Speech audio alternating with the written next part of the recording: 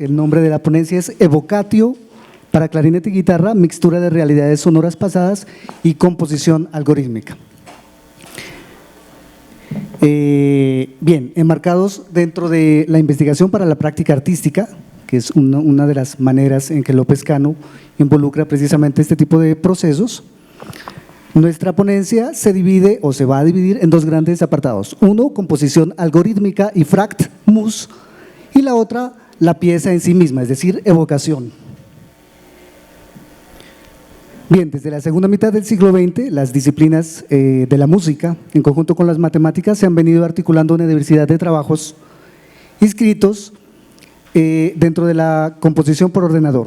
Según Edouard Ricq, una de las categorías en las que se involucra dicha herramienta tecnológica es la denominada composición algorítmica, la cual surge aproximadamente 10 años después de la aparición de la música concreta en Francia, que fue en 1948, y después la aparición de la música electrónica en Alemania exactamente en 1950. Pues bien, el término composición algorítmica, según Rodrigo Cádiz, hace referencia a lo siguiente: el término composición algorítmica se entiende como la aplicación de algoritmos a la composición musical en cualquiera de sus etapas creativas y con intervención humana. Por otra parte, y desde la perspectiva computacional, la composición algorítmica se relaciona directamente con áreas de la inteligencia artificial, como son la programación de autómatas celulares y los algoritmos basados en sistemas complejos. De esto inferimos entonces que la composición algorítmica y en consecuencia, por supuesto, la música, emplea el ordenador para crear estructuras musicales simples y complejas, y uno de los pioneros en este campo, mediante la sistematización de procesos, fue el compositor e ingeniero griego Yannis Xenakis. En 1977 crea la unidad poliagógica e informática del CEMAMU, un sistema que posteriormente evolucionó en algo que se llamó GENDI, y con este sistema compuso dos obras trascendentales, S709 y una obra que se llama GENDI 3, con las cuales dejó el terreno abonados pues, para futuros trabajos en donde se articulasen tanto la música como la tecnología. Vamos a escuchar un pequeño fragmento de GENDI 3.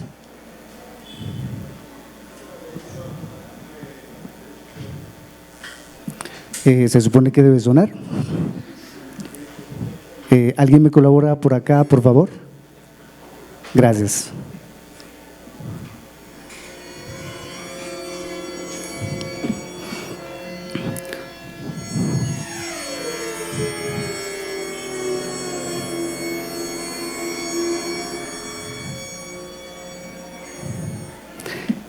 Lo que estamos escuchando aparece en uno de los grandes libros propuesto por Xenakis, que es Formalizing Music, y el esquema que vemos ahí es precisamente el score del resultado de la programación, en este caso sobre 16 voces. Bien, casi 3 décadas después de la aparición de estas unidades tecnológicas, aparece en el mercado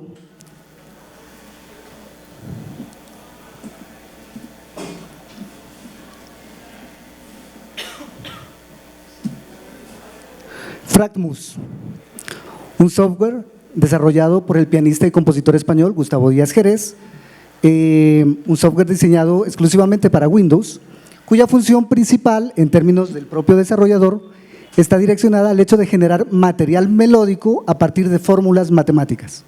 Me permito leer muy brevemente, en términos del propio Díaz Jerez, lo que significa este software. Abro comillas: fract mus no creará ninguna obra maestra para ti ni fue diseñado para eso. Piense en él como una herramienta que le brinda materia prima que luego podrá usar en sus composiciones. fract mus usa solo algunos de los infinitos algoritmos posibles para la creación de notas. En este sentido, precisamente en el campo de la algorítmica, estos son los 12 algoritmos que el programa tiene en su estructura, de los cuales el número 3, el algoritmo de Wolfram, fue el que nosotros empleamos en la creación del primer movimiento de la pieza que se denomina evocatio o evocación. Aquí vemos una aplicación del software en la literatura, en este caso a través de una obra que se llama Cenotafio, del mismo Gustavo Díaz Jerez. Vamos a mirar, espero, o escuchar más bien, un pequeño fragmento de esta pieza.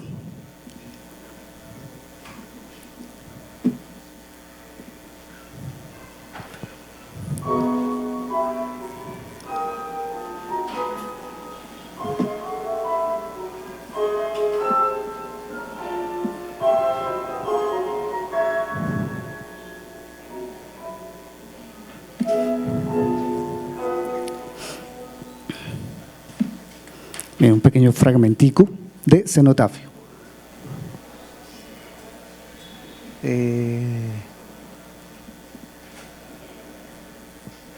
Bien, esta pieza fue, como acabo de decir, estructurada con base en FragMus por el propio creador del software.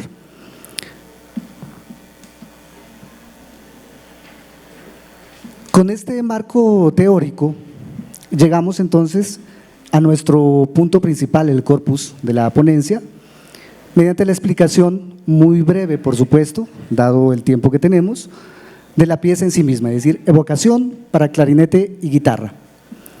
Esta pieza la compuse en el 2017, dedicada a un gran colega mío y amigo, el maestro Andrés Ramírez, el clarinetista colombiano,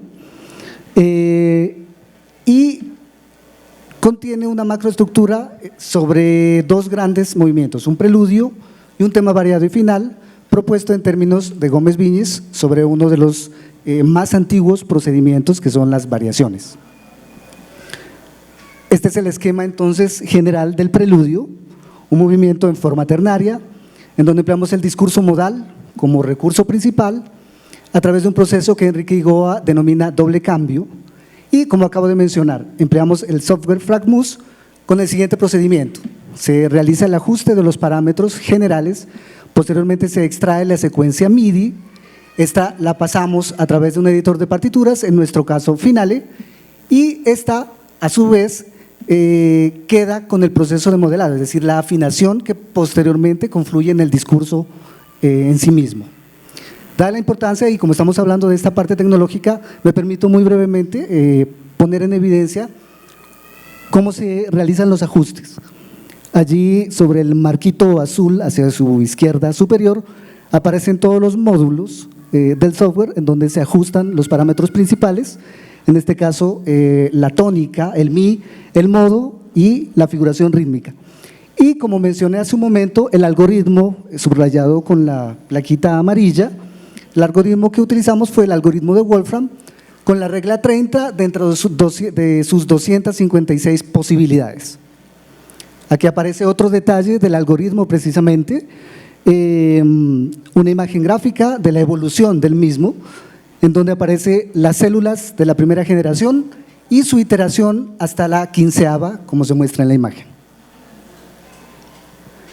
Bien, después de este pequeño paréntesis frente al algoritmo en sí mismo, aquí aparece ya en evidencia el primer fragmento con el que inicia evocación, el cual está soportado, la primera sección, sobre una textura homofónica y en la cual empleamos dos de los tres acordes, según Persichetti, de los tres acordes que hacen parte del modo, el primer grado menor y el cuarto grado mayor. Vamos a escuchar, espero se escuche este primer fragmento. Me disculpo antes que suene por el sonido, esto está hecho mediante instrumentos virtuales, no está grabado con instrumentos acústicos reales, ¿no?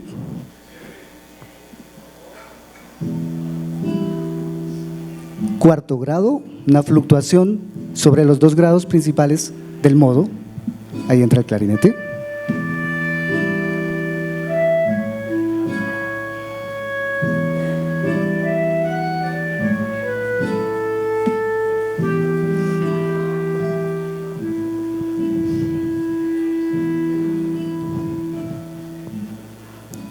Bien, unos instantes antes de pasar a la siguiente sección, se inserta en el discurso y a manera de cita un fragmento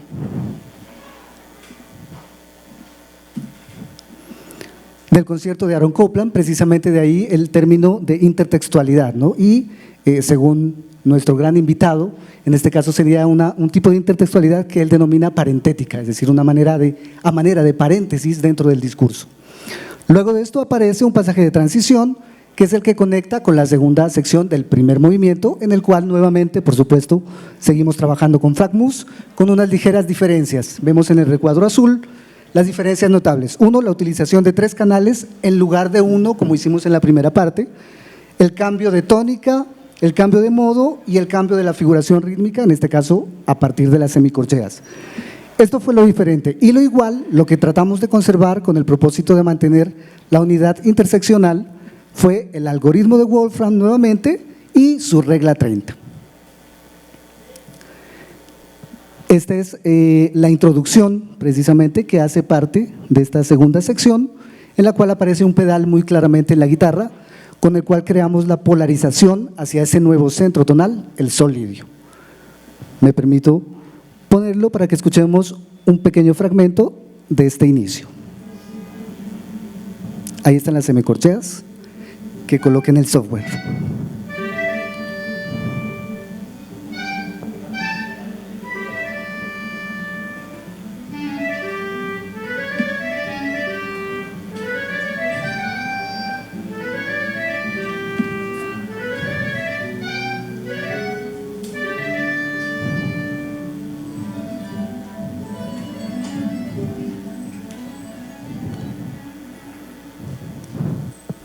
Bueno, etcétera. Posteriormente aparece un pasaje transitivo que confluye en el retorno hacia la tercera sección de la pieza, y antes de ello aparece otro elemento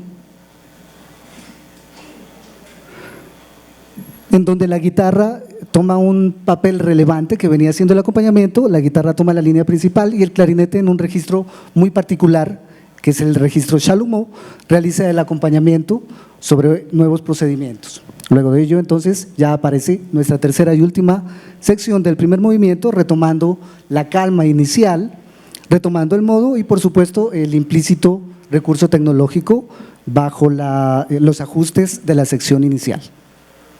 Aquí aparece un elemento, otro recurso intertextual nuevamente, que es este pequeño motivo subrayado con amarillo. Será nuestra conexión entre los dos movimientos, es decir, la conexión a nivel de la macroestructura. Y aquí encontramos entonces nuestro segundo movimiento, tema variado y final. Coincidente con las premisas postuladas por Schoenberg, abro comillas, muchas de las variaciones están basadas en melodías populares o folclóricas. Este tema, tomado del segundo movimiento del concierto para clarinete de Copland, representa precisamente uno de los nexos del compositor norteamericano con el folclore de Brasil. En nuestro caso, y como fuente germinal, se lo reutilizó en un nuevo centro tonal, pero guardando todas las características del original. Vamos a escuchar el tema del segundo movimiento de Evocatio. Supongo que los clarinetistas, si es que hay alguno, lo reconocerán.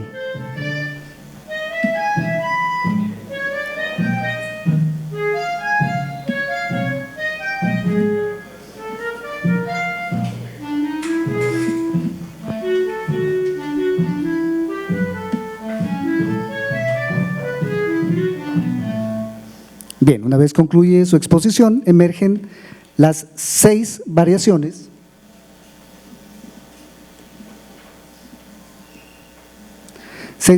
de tipo seccional, según Robert Goulding. Las variaciones seccionales, una técnica ulterior a las variaciones continuas que se utilizaron en el periodo barroco, se caracterizan por 3 elementos importantes. Son piezas relativamente cortas, tonalmente cerradas y son separadas mediante breves pausas. En este contexto, entonces, aparece la primera variación, construida sobre una clara ornamentación melódica, soportada por una organización cordal en 4 voces. Prosigue una segunda variación con un marcado ritmo jazzístico y un entramado armónico que evidencia una sucesión de acordes bajo ese mismo género, por supuesto. Continúa la variación 3, en la que se utiliza una armonía figurada y un ritmo complementario, creando un diálogo constante entre los 2 instrumentos implicados. Una de las más contrastantes variaciones, la número 4, involucra varios aspectos como los siguientes: un nuevo centro tonal, figuración rítmica irregular, 2 planos sonoros para el caso del clarinete y un acompañamiento sobre una interválica disonante propuesto por parte de la guitarra. La variación número 5 es donde se presenta nuevamente la guitarra con la línea melódica principal, yuxtapuesta a un juego rítmico caracterizado por una fluctuación de registros por parte del clarinete, y si observamos en el registro inferior hemos utilizado uno de los recursos como efecto de la técnica extendida del clarinete llamado el slap tongue. Y la variación número 6, que es la que cierra todo el ciclo, es una de las variaciones más complejas técnicamente y en el nivel interpretativo, dada la conjunción entre velocidad y articulación sumada a los dos planos implicados en el clarinete y en el caso de la guitarra, pues a los desplazamientos que genera la escritura que ustedes observan. Una vez concluye esta sexta y última variación, el discurso sonoro presenta un pasaje transitivo que conecta con la coda final. En la coda final entonces aparecen dos elementos importantes dentro del campo de la reminiscencia, ¿no? Es decir, el hecho de retomar cosas, en este caso del primer movimiento. Y en ese contexto aparece un recurso que ya lo empleamos en el primer movimiento de tipo cordal y finalmente una reminiscencia del primer movimiento trayendo a consideración el fragmus como complemento algorítmico. Bien, vamos a escuchar este cierre de la pieza a partir de la variación número 6.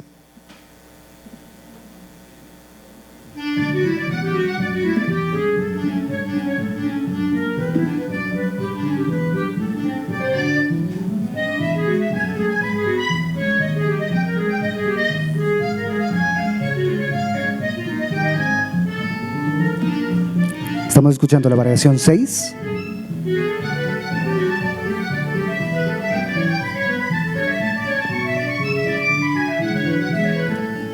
Llegamos al pasaje transitivo con el si, Calderón.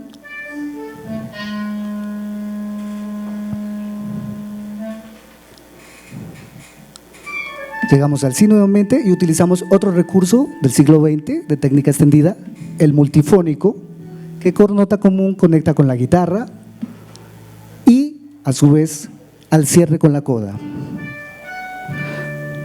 Lo que hace la guitarra es precisamente la reminiscencia del primer movimiento, ¿no?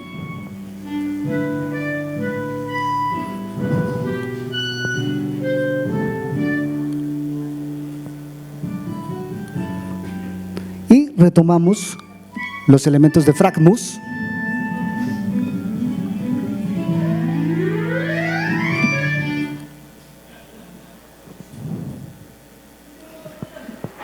Bien, las anteriores líneas inmersas dentro del campo de la investigación-creación, en tanto que se convierten en evidencias discursivas soportadas por una actividad creativa, en este caso la composición musical, nos permitieron emprender un acercamiento a la obra involucrando diferentes variables y procesos deconstructivos sobre dos perspectivas concretas. A, el empleo de la tecnología musical en el terreno de la composición algorítmica o composición asistida por ordenador, y B, la intertextualidad como fuente germinal de un discurso sonoro subsecuente, que fue lo que pusimos en evidencia sobre el segundo movimiento. Bajo dichas connotaciones y con base en la conceptualización, la investigación que realiza un compositor no se agota en la producción de la obra. La experiencia genera conocimiento recuperable para nuevas propuestas artísticas o teóricas. Creemos que este ejercicio creativo de exploración, enmarcado dentro del contexto de la música de cámara para clarinete y guitarra, posibilitará de alguna manera complementar la literatura escrita para dicho formato y al mismo tiempo dejar un antecedente académico como aporte al conocimiento en el marco de una mixtura creada entre la reutilización de lenguajes pasados y composición algorítmica, esta última como evidencia de un presente anclado a una era tecnológica indiscutiblemente globalizada. Con ello concluyo mi corta ponencia, agradezco su atenta escucha y estas son las referencias bibliográficas citadas expresamente en el texto que acabo de terminar. Muchas gracias nuevamente.